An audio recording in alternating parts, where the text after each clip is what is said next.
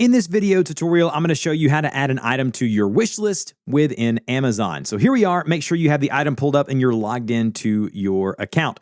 Once you're here on the item that you want to add to your wish list, you want to scroll down to where you are below the Add to Cart and Buy Now button. And you want to see that there's a little blue link there that says Add to List. If we tap into Add to List, you will see a number of lists, and you want to tap into the wish list here, and that will add that item to your wish list. Now, how do we access our wish list? So what you'd want to do is you want to go back to your Amazon homepage here, and then once on your Amazon homepage here where you see all of your different shortcuts here, you want to scroll down to where you see something that says Your Stuff. Go ahead and tap into Your Stuff, and then scroll down and you'll see an option there midway that says List. Go ahead and tap onto List.